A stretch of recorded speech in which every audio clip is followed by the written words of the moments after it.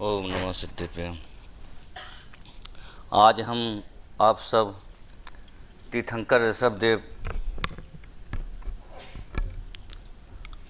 भगवान ऋषभदेव की आज के समय पर क्या प्रासंगिकता है, इस पर चर्चा करने जा रहे हैं। चर्चा करने के पहले थोड़ा सा हमें भेद करना पड़ेगा। वो भेद ये करना पड़ेगा कि तीर्थंकर ऋषभदेव को दो भागों में बांटना पड़ेगा। अगर दो भागों में पार्ट नहीं करते हैं तो बहुत बड़ी प्रॉब्लम खड़ी हो जाएगी। उदाहरण के लिए, एक प्रधानमंत्री के रूप में मोदी का वक्तव्य और एक 40 साल पहले के मोदी का वक्तव्य, वो प्रधानमंत्री का वक्तव्य नहीं माना जाएगा, क्योंकि अब वो व्यक्ति किस पोस्ट पे है, उस पोस्ट के हिसाब से जो वक्तव्य देता है उसकी वैल्यू होती है। तीर्थंकर ऋषभदेव की क्या विशेषताएं थी और क्या उनकी शिक्षाएं थी, इसके लिए तीर्थंकर के हमको दो पार्ट्स करना पड़ेंगे, एक पूर्वार्ध एक उत्तरार्ध। पूर्वार्ध माने संन्यास के पहले का काल और उत्तरार्ध माने संन्यास के बाद का काल। अगर हम, चूँकि आज जन्म कल्याण का क्षण है, तो बहुत स्वाभाविक है तीर्थंकर ऋषभदेव के पूर्वार्ध का जो क्षण है, माने जो गृहस्थ अवस्था का क्षण है, उसमें उनकी क्या सोच थी, ये विषय आज की डिमांड है। श्रद्धा की तंग गलियों से गुजर करके हम अपनी बात प्रारंभ नहीं करेंगे, क्योंकि हम तर्कशास्त्र के विद्यार्थी हैं। लाखों वर्ष पहले की घटना आज से 2000 वर्ष पहले व्यक्ति कर रहा है, तो जो प्राग इतिहास का काल है वो 2000 वर्ष पहले के जब सेनाचार्य या जनसेनाचार कर रहे हैं, तो वो किस क्षेत्र में और किस काल में बैठ के कर रहे हैं, उसको ध्यान में करके हम चर्चा प्रारंभ करेंगे। अगर तीर्थंकर ऋषभदेव की बात करें, हम जन्म हुआ, उनके देश पे नाम भारत पड़ा, इस पर हम इतनी चर्चा अभी नहीं करेंगे, लेकिन ये एक बहुत महत्वपूर्ण बात है तीर्थंकर ऋषभदेव की। जैन दर्शन में जितने तीर्थंकर हुए हैं, उनके सभी के वक्तव्य एक से रहे हैं। माने जो मानवीय मूल्य हैं, अहिंसा, अनेकांत, सत्य, इन तथ्यों को लेकर के उन्होंने अपनी बात प्रारंभ की है। माने सबके एक से मंतव्य रहे हैं, कोई दूसरा मंतव्य नहीं रहा है। कारण ये है कि अहिंसा की आज से लाखों वर्ष पहले भी ज़रूरत थी, आज भी ज़रूरत है और भविष्य में भी ज़रूरत रहेगी। जब विभिन्न समुदाय एक साथ मिलते हैं, जब बहुत से बर्तन एक साथ मिलते हैं, टकराव होता है। समाज में जब झगड़ा होता है, जब हम एक दूसरे के विचार नहीं मिल पाते हैं, और ये किसी भी सामाजिक विद्वेष का बहुत बड़ा कारण होता है। इस संदर्भ में जैन दर्शन क्या सोचता है? तीर्थंकरों ने एक सोच दी, और सोचने का जो तरीका दिया है वो बहुत महत्वपूर्ण होता है। सबसे पहले व्यक्ति कैसा सोचता है, ये महत्वपूर्ण होता है। उदाहरण के लिए हम अगर बात करें न्यूटन की, न्यूटन ने देश को, समाज को क्या दिया? कुछ नहीं दिया। एक व्यक्ति जंगल में बैठा हुआ है, सेब के पेड़ के नीचे बैठा हुआ है, रोज लेटता था, रोज गाय वैसे ही चराता था, लेकिन एक दिन उसे एप्पल नीचे गिरा। उसके पहले भी सेब गिरते थे, शायद उसके पहले एप्पल गिरते होंगे तो ऊपर नहीं जाते होंगे, और न्यूटन ने कुछ नया नहीं देखा, सब देखते थे, उसने भी देखा है। उस दिन उसके दिमाग में आया कि सेब नीचे ही क्यों गिरा। प्रश्न है, उसके पहले सेब कहाँ जाते थे गिर के? दुनिया ने उसको बहुत बड़ा वैज्ञानिक कह दिया। क्या किया उसने? कुछ नहीं किया। प्रकृति पर क्वेश्चन मार्क लगाया, जो आज तक किसी ने नहीं लगाया था। उसके पहले भी न्यूटन ने सेब गिरते हुए देखे थे, पर उसके पहले उसने क्वेश्चन मार्क नहीं लगाया था, इसलिए वो वैज्ञानिक नहीं कहलाया। विज्ञान का अर्थ ही होता है कि प्रकृति में प्रश्न चिन्ह लगाना, और जो जितना अच्छी तरह से प्रश्न चिन्ह लगा लेगा उतना बड़ा वैज्ञानिक होगा। उसने ये बोला कि नीचे ही क्यों गिरता? गुरुत्वाकर्षण सिद्धांत इसके पहले नहीं था क्या? था तो उसको श्रेय क्यों मिलता है? ये तो पक्षपात हुआ। हम चूंकि फिलॉसफी के विद्यार्थी हैं, तर्कशास्त्र के विद्यार्थी हैं, हम साइंस बहुत अच्छी तरह से नहीं जानते हैं। मुझे ये पता है हम कितने मूर्ख हैं, इसलिए हमारी जो विद्वत जन हैं उनको साक्षी मान करके हम ये बात प्रारंभ कर रहे हैं। न्यूटन ने क्या दिया? कुछ नहीं दिया। बिना फिलोसफर हुए बिना साइंस का विकास नहीं हो सकता है। राजनीति में जाना हो पहले फिलोसफर बनना पड़ेगा, समाज विज्ञान में जाना पड़ेगा, जाओगे तो पहले फिलोसफर बनेगा, दुनिया की किसी भी विधा में जाओगे पहले दर्शन शास्त्र का विद्यार्थी होना पड़ेगा। इस सत्य को कोई अस्वीकार नहीं कर सकता है।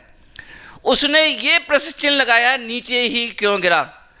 गुरुत्वाकर्षण सिद्धांत तो था, पर उसने सबसे पहले प्रश्न लगाया, श्रेय उसको मिला। यही तीर्थंकर की स्थिति थी। तीर्थंकर ने कुछ नहीं दिया, और देने वाले होते भी कौन? क्योंकि देने वाले मूर्ख लोग होते हैं, समझदार लोग तो बताते हैं। अगर कोई ये कहता है कि मैंने ये दिया, तो मूर्खों के शिरोमणि में सबसे पहले नाम लिख लेना उसका, क्यों वो गप मार रहा है, पाखंडवाद को फैला रहा है। दार्शनिक के तीर्थंकर कुछ नहीं देते हैं, क्योंकि जैन दर्शन में देने वाला कोई नहीं है। क्यों देंगे आप? माने अगर हम बात करें भिखारियों की शुरुआत कहाँ से हुई, अगर इस पर रिसर्च की जाए कि सबसे पहले भिखारी कौन था, तो सबसे पहले भिखारी भगवान के सामने जो खड़ा हुआ था, जब से खड़ा हुआ होगा, माने भगवानों ने भिखारियों की नस्ल पैदा की है। क्यों दोगे आप? माने आप हमें देकर के हमें नीचे बनाना चाह रहे हो। ऐसा धर्म हमें नहीं चाहिए। हमें ऐसा धर्म चाहिए जो अपने बराबर में बैठे। मतलब आप हमें अपने सोने की तुलनाएं दे देना, लेकिन स्वर्ण देकर के कहीं ना कहीं आपने हमें भिखारी बना दिया। स्वाभिमानी व्यक्ति 3 काल मरना पसंद करेगा, लेकिन स्वर्ण मुद्राएं पसंद नहीं करेगा किसी की भिक्षावृत्ति पर दी गई हो।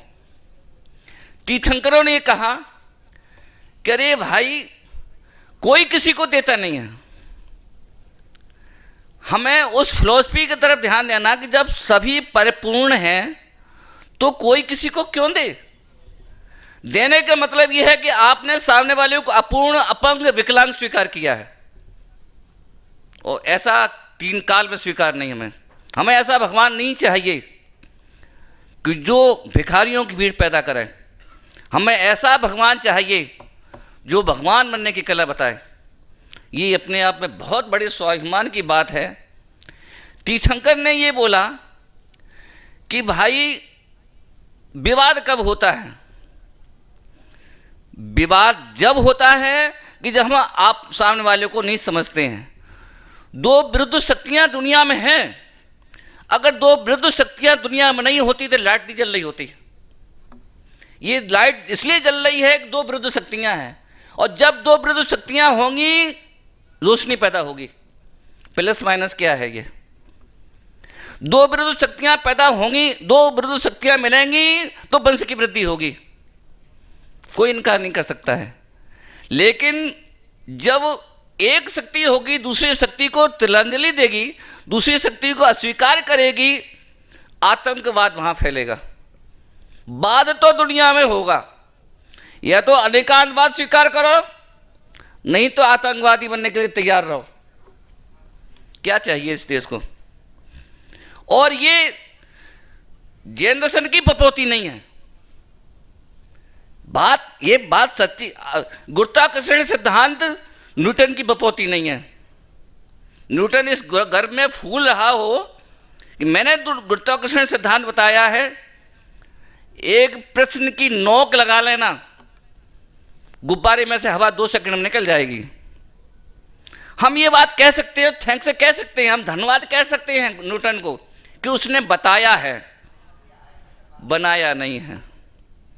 जैन दर्शन ने ये बात हम कह सकते हैं, कहीं उसको धन्यवाद दे सकते हैं कि तुमने 2 शक्तियां एक साथ रहती हैं और दोनों शक्तियों को समझना चाहिए, उसको अनेकांतवाद कहते हैं। ये तुमने बोला, हम मानते हैं, पर इस घर में जैनियों मत रहना, कि तुमने अनेकांतवाद का आविष्कार किया है। आविष्कार का मतलब नई चीज़ बताना नहीं होता है। हमारे सामने बहुत से पीएचडी डॉक्टर बैठे हुए हैं। आविष्कार का मतलब नई चीज़ बताना नहीं होता है, बनाना नहीं होता है। जो लोग जानते नहीं हैं उस अजानकारी वस्तु को लोगों के सामने बता देना, इसके नाम रिसर्च होती है। हम चूंकि संस्कृत विद्यार्थी हैं, हो सकता हो हम इस बात को इंग्लिश में ना बता पाएँ, ये हम अपनी कमजोरी समझते हैं, लेकिन ये सच है कि हम सच बोल रहे हैं। क्योंकि भाषा तो अपने भावों को बताने के लिए होती है। अगर हम कोई बात इंग्लिश में बोल रहे हैं तो ज़्यादा पावरफुल है, ऐसा बिल्कुल नहीं है। बात ये महत्वपूर्ण है कि आप जो बात कर रहे हैं वो अकाट्य है कि नहीं। इसलिए आविष्कार नाम की कोई चीज़ नहीं होती है। यानी उन्होंने अनेकांतवाद बताया है, बनाया नहीं है। लेकिन ये दुनिया की मांग है कि बिजली जब जलेगी कि दो विरुद्ध शक्तियां आपस में मिलेंगी। आप एक सेकंड के लिए एक शक्ति को हटा दीजिए, प्लस हटा दिए, माइनस हटा दिए, दुनिया में हॉल में अंधकार होगा और अंधकार होते ही आतंकवाद इस हॉल में फैल जाएगा। कोई दुनिया की ताकत नहीं रोक सकती। आप एक सेकंड के लिए बंद कर दिए, यहीं आतंकवाद फैल जाएगा। आतंकवाद का मतलब एक दूसरे को नहीं देखना। अंधेरा हो जाएगा तो क्या होगा। ये बात ऋषभदेव ने बताई है, इसलिए उनकी हम जन्म जयंती मनाते हैं। मेरे भी बाबा नहीं लगते हैं, ना उन्होंने हमसे रोटी चलती है तीर्थंकर ऋषभदेव से, लेकिन उन्होंने कोई बात गजब की कही है। वे उनके पास धर्मेंद्र आते थे, इसलिए हम पूछते हैं। चक्कर मत रहना। समंत भद्र ने बहुत गजब की बात कही कि देवागम नभो यान चामरादि विभूतया, कि हे तीर्थंकर देव, तुम्हारे पास देव आते हैं इसलिए मैं तुम्हें नहीं पूछता। आपके पास इतना वैभव है इसलिए मैं तुम्हें नहीं पूछता। तुमने धर्म तीर्थ का प्रवर्तन किया, धर्म तीर्थ चलाया है, चलाया हो। ऐसे तो सब अपने धर्म तीर्थ का प्रवर्तन करेंगे। ये हमारा सिर इसलिए नहीं है कि हर गुरु के आगे और हर देव के सामने झुकें। ये मेरा सिर सड़ा नारियल नहीं है। क्या मेरा जन्म इसलिए हुआ कि सबको पूजता फिरूं? ऐसा क्यों ना हो सब लोग हमको पूजें? ऐसा क्यों हो मैं सबको पूजूं? मैंने इसलिए जन्म नहीं लिया है कि मैं किसी को पूजने के लिए जन्म नहीं लिया मैंने। हाँ, अगर कोई मुझे पूजे मुझे कोई ऐतराज नहीं है, लेकिन ये बात ऋषभदेव ने कही है कि अपनी आत्मशक्ति को बताना, अनेकांत की बात ऋषभदेव ने बताई है और हमें किसी में बताती हुई नहीं दिख रही है। कोई बताते हम स्वीकार कर लेंगे, हमको कोई आग्रह नहीं है, लेकिन मुझे दिखता है कि सब अपनी अपनी खींचे हुए हैं, अपनी अपनी खींचे हुए हैं। अरे वो ग्वालिन भी जब मक्खन निकालती है तो ऐंच के मक्खन नहीं निकालती है। वो मथुरा की ग्वालिन जिसका मक्खन कन्हैया जी चुराते थे, जब उस ग्वालिन के पास भी गए तो वो अपनी नहीं खींच रही है। धन्य है वो ग्वालिन, कभी खींचती, कभी ढीली करती, कभी खींचती और कभी ढीली करती है। कभी हम आपकी बात मानते हैं, कभी हम ये भी कहते हैं बहन एक बार हमारी बात मान लो। इसमें जो लचक है, इसमें जो मजा है, वो किसी संस्कृति में नहीं है और इसी मजे में ही मक्खन निकलता है। और ये बात तीर्थंकर ऋषभदेव ने कही। ये मेरा दुर्भाग्य हो सकता है, मैं जैन हूं इसलिए प्रशंसा करनी पड़ रही है, लेकिन इस बात की प्रशंसा सारी दुनिया को करनी पड़ेगी, क्योंकि ये जो सोचने का जो तरीका है, इस तरीके की सारी दुनिया में डिमांड है।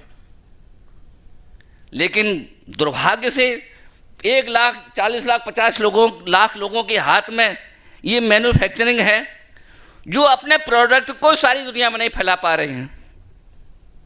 अगर ये बात सारी दुनिया को पता पड़ जाए, चाहे वो सोवियत रूस हो, चाहे वो यूक्रेन हो, बात 80-80 कृषि की आती है। ऋषभदेव ने सबसे पहले 80 का उपदेश दिया, कृषि का क्यों नहीं दिया? अरे इतनी समझदारी तो हमारे उस किसान को होती है, जब वो हल चलाता है तो पहले सोच लेता है इस खेत की सुरक्षा की व्यवस्था हमने की है या नहीं की है। अगर आपने अच्छे खेत की सुरक्षा की व्यवस्था की है, आपको पूरा गेहूं मिलेगा, और अगर नहीं की है तो सारे बैल चढ़ जाएंगे। ऋषभदेव ने बस यही तो बात कही है कि वह राष्ट्र, वह देश, वह परिवार तभी समृद्ध हो सकता है जब उसने असी पर विचार किया होगा। असी का मतलब तलवार नहीं है, क्योंकि उसमें तलवारें नहीं चली थी।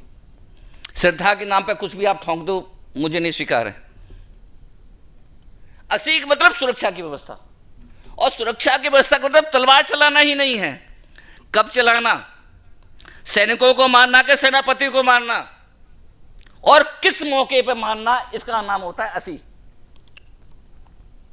जो देश राष्ट्र असी की व्यवस्था नहीं करते हैं, मैं आज गर्व के साथ बात करता हूं कि अगर कश्मीर में पंडितों ने असी की व्यवस्था की होती तो कश्मीर छोड़ के नहीं जाना पड़ता। वे मसीह तो जानते थे, विद्वान तो थे बहन, लेकिन विद्वत्ता से काम नहीं चलता है, स्याही से काम नहीं चलता है। मैं किसी की आलोचना नहीं कर रहा हूं, लेकिन जो फैक्ट है, क्योंकि फिलोसफर जो सच है वो बताता है, इसलिए फिलोसफर किसी को प्रिय नहीं होता है। ये कश्मीर फाइल कैसे बनी, त्रिवेदी क्या नाम, उनने नहीं बनाई है, उन मूर्ख पंडितों ने बनवाई है जिनकी विद्वत्ता की सारी दुनिया मजाल थी। कश्मीर की संस्कृति जैसी संस्कृति दुनिया में कोई नहीं थी, लेकिन वे शांति प्रिय असी को भूल गए थे। महाराणा प्रताप कुछ कम थे, लेकिन मुगलों के दांत खट्टे कर दिए थे, क्योंकि वे असी के पहरेदार थे। अगर वे आज असी जानते होते, कितने मारोगे। आज मुझे लक्ष्मण की वो बात याद आती है, भाभी सीता यज्ञ हो रहा था, जा रही थी, और लक्ष्मण उस पर कमान पर तीर चढ़ाए खड़ा था। रोज सीता जी देखती थी। एक दिन सीता माता से नहीं रहा गया, उसने पूछा कि देवर जी अच्छा नहीं लगता है। अरे अंदर अध्यात्म की कितनी सुंदर चर्चा चल रही है और तुम भ्रकुटी टाने। अरे कभी तो 2 मिनट के लिए धर्म के नाम पर निकालो लक्ष्मण जी, क्या जो अशांति की बात करते हो। लक्ष्मण जी मुस्कुरा करके चले गए। सीता जी अंदर अपनी धर्म की चर्चा करने अशांति से, क्योंकि वो तो शांति के दूत थी भाई, पति उनके शांति के बहुत बड़े। कोई बात नहीं, एक दिन देखा, 2 दिन देखा, 3 दिन देखा। सीता माता ने फिर टोका, करे देवर जी क्या कर रहे हो, सारा जीवन इसी में चला जाएगा। कितने तुम्हारे क्रूर अहिंसा के परिणाम। 24 घंटे जैसे कि बॉर्डर पर वो हमारा प्रहरी बैठा रहता है, वो चारों तरफ लगा करके ऐसे बंदूक लेके बैठा रहता है। अच्छी बात नहीं है। लक्ष्मण जी ने जो उत्तर दिया है, आज वह उत्तर अपडेट होना चाहिए। लक्ष्मण जी ने जो उत्तर दिया कि हे सीता मां, आज जो तुम शांति की चर्चा कर रही हो, वो हमारे तर्कस में तीर तना हुआ है, इसलिए तुम हम शांति की चर्चा कर रही हो। जिस दिन लक्ष्मण के कमान से तीर हट जाएगा, हे सीता मां, शांति की बात भी नहीं कर पाओगी, क्योंकि तुम्हारे तरफ चारों शत्रु हैं। अच्छी बात इसी में है कि तुम शांति की चर्चा करो और मेरे तर्कस पर तीर तैयार रहना चाहिए। ना आक्रमण हो, आक्रमण नहीं हो, ये अच्छी बात है, लेकिन शांति के नाम पर मेरे तर्कस से तीर भी नहीं उतरना चाहिए। ये बहुत अच्छी बात है कि मेरे तर्कस पर तीर तैयार रहना चाहिए और आपको शांति की बात करना चाहिए। ऐसा भी नहीं होना चाहिए युद्ध की चर्चा हो, पर ऐसा भी नहीं हो जाए कि तुम कश्मीरी पंडित बन जाओ। अगर असी में हार जाओ तो कोई बात नहीं, अभय जी लिखो, लिखाओ और जोर से चिल्लाओ कि मेरे साथ अत्याचार हुआ। जब 1000 लोग सामने होते हैं और तुम हारते दिखो तो हताश नहीं होना चाहिए। बहन मसीह, लिखना चाहिए, लिखाना चाहिए और लिखने की अनुमोदना करना चाहिए। तुम्हारा एक वाक्य लिखा हुआ लाखों लोगों के शत्रुओं को जीतने में समर्थ है। इसलिए ऋषभदेव ने कहा कि असी, हे कश्मीरी पंडितों, मसीह तो कर सकते थे। उस 30 साल के दर्द को पेट में छुपाए रहे। अरे बहन, कोई लेडीज भी तो 9 महीने से ज्यादा कोई चीज नहीं छुपाती है, तुम तो 30 साल तक छुपाए रहे। यही अज्ञानता कश्मीर फाइल बनी, कोई दूसरा कारण नहीं था। लेकिन लड़ते मत रहना, रचनात्मक काम भी करना। कृषि अगर लड़ते रहे, लगाड़ते रहे, सोवियत लड़ता रहा, यूक्रेन लड़ता रहा, तो अंत में क्या मिलेगा? महाभारत होने के बाद कितने लोग मिले? जब श्री कृष्ण जीत गए, पांडव जीत गए, तो सेना में कुछ नहीं था। तो ऐसे लड़ते मरते भी नहीं रहना, पेट के लिए भी सोचना। क्योंकि जो राजा अपने प्रजा के पेट की नहीं सोचते हैं, वे राजा भी विनाश को प्राप्त होते हैं, वो संस्कृति भी विनाश को प्राप्त होती है। इसलिए कृषि माने रचना धर्मी, पेट की सोचना, लोगों के हित की सोचना। अगर वही ऋषभदेव सबसे पहले कृषि की सोचते, मसीह की बात में, और सबसे बाद में असी की सोचते, तो कृषि बचती ही नहीं। यह है सोचने का तरीका। और इसी जब जब इस देश ने इस परंपरा को तोड़ा है, लिखा तो बहुत है पर असी पर विचार नहीं किया है, वो काल खंडित हुआ है। चाहे वो तुलसीदास का प्रकरण लोगों को खूब लिखा गया, पूरा इतिहास देख लो आप, वो देश और समाज बर्बाद हुआ है जिसने। इसका मतलब आप कहोगे जैनी होकर के हिंसा की बात करते हो, शर्म नहीं आ रही? ये शर्म की बात नहीं है। एक जो सामाजिक सत्य है, जो राजनीति शास्त्र का जो नियम है, उसको तो तिलांजलि नहीं दे सकते हो आप। इसलिए हमने ऋषभदेव के 2 पाठ किए। ऋषभदेव मुनि होकर के बात नहीं कर सकते हैं, पर राजा ऋषभदेव तो बात कर सकते हैं।